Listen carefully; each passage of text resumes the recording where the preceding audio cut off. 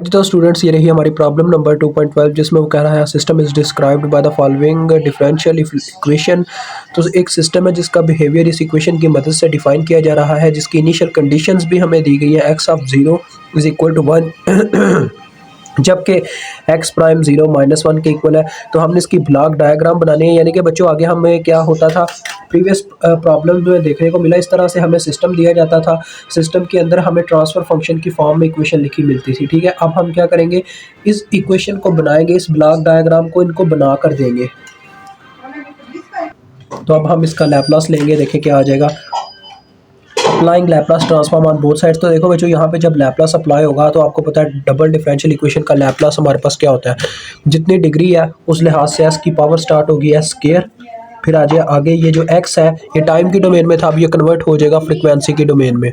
ठीक है जी, यानी ये आ जाएगा एक्स ऑफ एस माइनस, अब एस की डिग्री डिक्रीज होगी यानी कि एस स्क्वायर था एस हो जाएगा, और एक्स की इनिशियल कंडीशन साथ में आएगी, फिर माइनस एस की डिग्री फिर डिक्रीज होगी, उस वक्त तक काम चलता रहेगा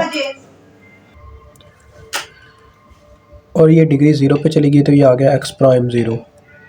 अब नेक्स्ट इसकी तरफ चलेंगे तो देखो इसके केस में क्या आएगा 4 इंटू, ये डेरिवेटिव की डिग्री 1 है तो एस की डिग्री 1 से स्टार्ट होगी, S into X of S आ जाएगा, फिर इसकी डिग्री डिक्रीज होगी, उस वक्त तक हम करते रहते हैं जब तक डिग्री 0 पे नहीं जाती। एस की डिग्री अब 0 हो जाएगी 1 से 0, ठीक है, और एक्स की इनिशियल कंडीशन आ जाएगी साथ में। उसके बाद इसका जब लैपलास आएगा 5 इंटू एक्स का तो ये डायरेक्ट आ जाएगा एक्स ऑफ एस सिंपल, और 1 का लैपलास बच्चों 1 ही रहेगा, ये एज इट एज रहेगा अपनी जगह पे 1। ठीक है, तो अब क्या होगा, देखें जिन जिन में एक्स ऑफ एस कॉमन है वो हम सब इकट्ठे कर लेंगे। देखें ये एक्स ऑफ एस हम कॉमन ले लेंगे, यहाँ पे एक्स ऑफ एस के साथ है एस स्क्वायर तो ये आ गया, फिर यहाँ पे आता था 4s एक्स ऑफ एस के साथ तो ये हमने कॉमन ले लिया हुआ इसमें। ठीक है, एक्स ऑफ एस वाले हम इकट्ठे कर रहे हैं, और इसमें आता है 5 तो ये हमने +5 ले लिया, और बाकी कौन कौन सी टर्म रहेगी ये वाली, देखें minus S into X of 0, x of 0 कितना था 1, तो यहाँ पे जब 1 पुट होगा तो ये आ जाएगा -s। ठीक है, और माइनस एक्स प्राइम 0 किसके बराबर था -1 के, यहाँ पे जब -1 पुट होगा माइनस इंटू -1 यानी कि +1 आ जाएगा। ठीक है, और यहाँ पे देखें ये 4 जब ज़रब खाएगा माइनस एक्स ऑफ 0 से, एक्स ऑफ 0 की वैल्यू 1 यहाँ पे पुट हुई होगी, -1 आया होगा। ठीक है, तो -1 जब 4 से ज़रब खाएगा ये आ जाएगा -4। ठीक है, ये टर्म ऐसे आई होगी इज इक्वल टू 1।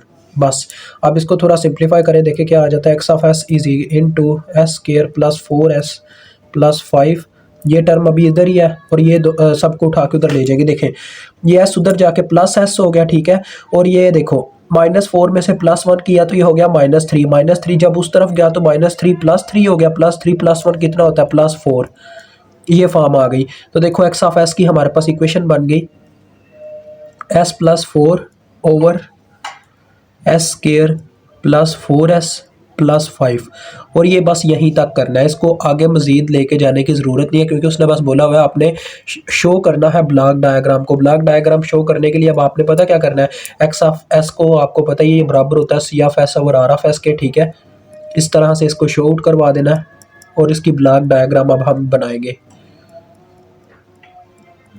ये देखें मैं इसकी ब्लॉक डायग्राम नीचे बनाने लगा हूँ।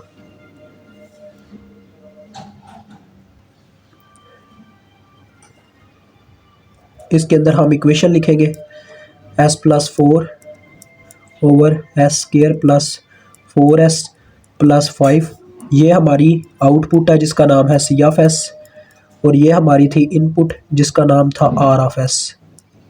तो ले जी ये आपका हो गया डन। ठीक है जी।